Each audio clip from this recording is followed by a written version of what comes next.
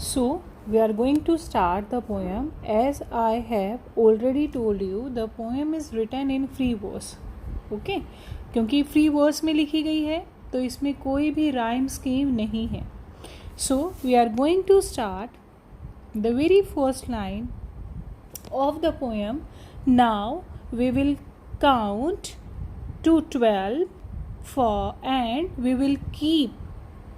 and we will all keep still for once on the face of the earth. The first two lines, now we will count to 12 and we will all keep still. क्या meaning क्या है यहाँ पर इसका? The poet ask everyone, है ना. यहाँ पर जो पोइट हैं, जो पेब्लो नेरूडा हैं, वो सबको कहते हैं कि हमें 12 तक काउंट करना चाहिए. Okay, in our mind, and we will all keep still, और हमें चुप हो जाना चाहिए. यहाँ पे जो 12 नंबर है बेटे, ये रिप्रेजेंट करते हैं face of the wall, face of the clock, ठीक है, और आवर्स ऑफ द डे और मंथ ऑफ अ ईयर. ठीक है, 12 नंबर्स को उन्होंने किसी सीमाओं में नहीं बांधा है. ठीक है, ये सारे एस्पेक्ट जो हैं टाइम के हैं. एंड ही वॉन्ट्स, वो चाहते हैं कि हम सब काम और स्टिल हो जाए, शांत और स्थिर हो जाए. ओके, क्यों शांत और स्थिर होने के लिए मैंने आपको बताया है कि कहीं ना कहीं किसी भी परेशानी का, पेन का, सैडनेस का, ठीक है, उसको क्योर करने के लिए हमें ज़रूरत है साइलेंस की. और अभी आप एग्जाम्पल ले सकते हैं नाउ अ डेज. ठीक है, हम क्या हैं, लॉकडाउन में है ना, और लॉकडाउन की वजह क्या है, कोविड-19. ठीक है, तो हमने समय दिया ना. हम सभी जो हैं, we are not racing now in the mad rush of aspiration. सब स्टिल है ना. So in this poem the poet want across the nation. ऐसा नहीं है कि सिर्फ वो अपने ही जहाँ पे रहते हैं उसकी बात कर रहे हैं, रहते थे. यहाँ पर जो है वो उन नेशंस को यूनाइट करने की बात करते हैं, उनको यूनाइट टुगेदर करने की बात करते हैं. और क्या कहते हैं, for once on the face of the earth. किसके लिए? एक बार हम इस फेस ऑफ द अर्थ के लिए. Let's not speak any language. यहाँ पर क्यों कहा गया है बेटे कि हमें कोई भी लैंग्वेज जो है वो बोलनी ही नहीं चाहिए? क्यों?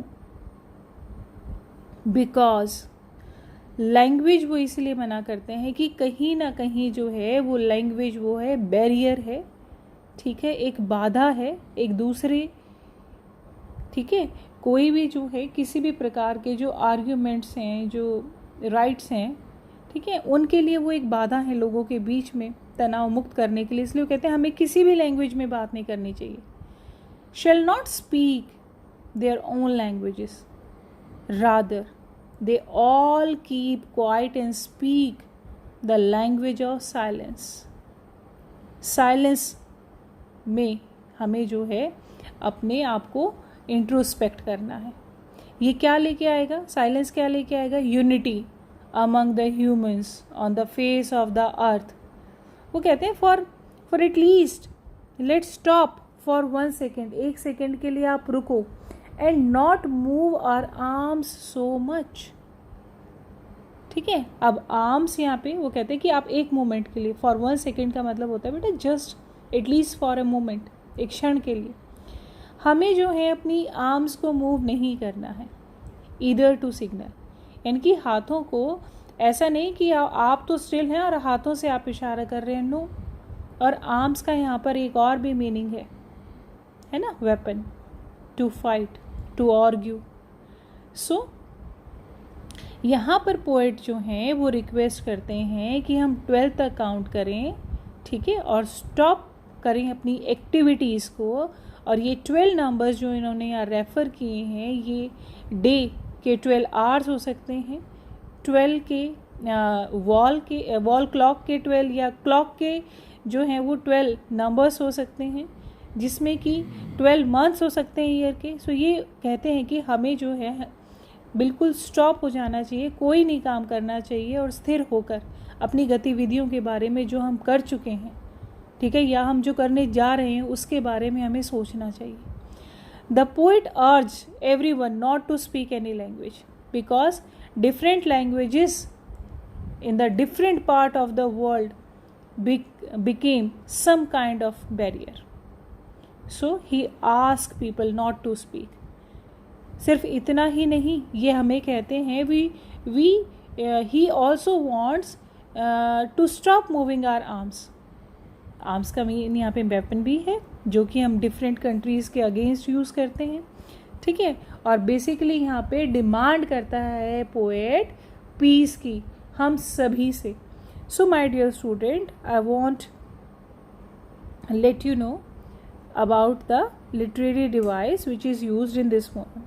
अगर हम इस फर्स्ट पैराग्राफ की बात करें तो यहाँ पर असोनेंस यूज हुआ है बेटे, ठीक है, जो मैंने आपको पोएटिक डिवाइसेस में भी बताया था. असोनेंस माने use of vowels, repetition of vowels. देखो, now we will count to 12, not to moves our arm so much. किसका साउंड किसका आ रहा है बार बार? ओ का और ई का, दोनों ही वाउल साउंड है ना, ओ और ई, ठीक है. तो use of sound O and E assonance device यहाँ पे डिस्क्राइब करता है. सेकेंड जो है बेटे लिटरेरी डिवाइस है यहाँ पे एनाफोरा, है ना. एक तो एलिट्रेशन करते हैं हम, एलिट्रेशन करते हैं जैसा कि मैंने आपको बताया था हिंदी में जिसे अनुप्रास अलंकार कहते हैं. एनाफोरा जो है क्योंकि लाइन की बिगनिंग में है लेट्स, 2 कंसेक्टिव लाइंस हैं, स्टार्टिंग किस वर्ड से हो रही है? लेट्स. तो यहाँ पर क्या होगा? एनाफोरा इन 2 लाइन्स के लिए इस पैराग्राफ में. और अगर हम बात करें नेक्स्ट जो कि लिटरेरी डिवाइस यूज हुई है, यहाँ पर भी देखो बेटे वी विल, तो डब्ल्यू रिपीट हो रहा है ना, एलिट्रेशन है. कॉन्सोनेंट रिपीट होता है तो alliteration, repetition of consonant of sound, ठीक है. जहाँ पे 2 जो है, यहाँ पे 2 और मोर क्लोजली प्लेस्ड वर्ड जो हैं वो हैं W. We will. So W sound is repeated, that is alliteration here. Okay, after this explanation I will also show you कि कहाँ पर कौन सा जो है लिटरेरी डिवाइस यूज़ हुआ है. मैं भी आपको अपने हैंड रिटन नोट्स में दिखाती हूँ.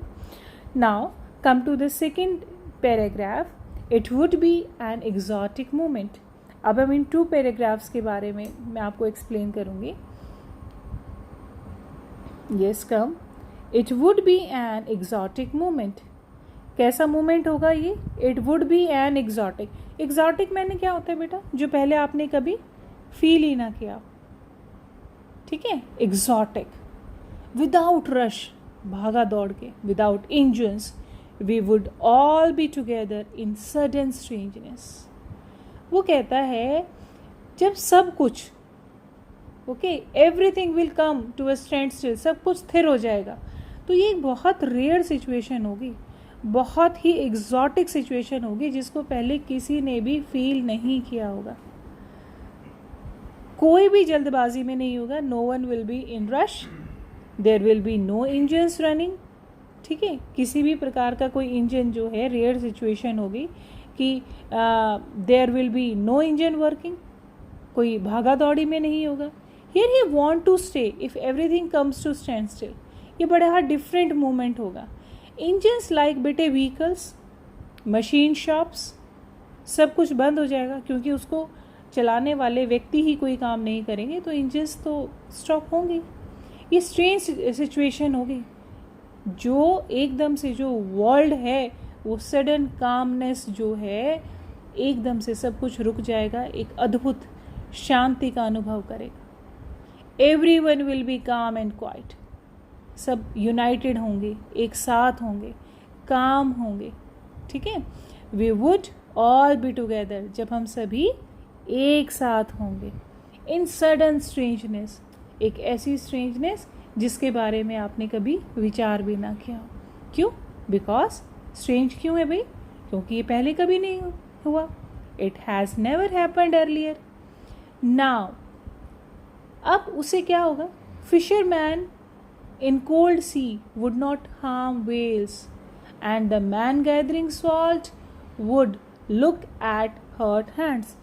Gathering salt और fishermen's, टू एक्सप्लेनेशन यहाँ पे दी गई हैं बेटे.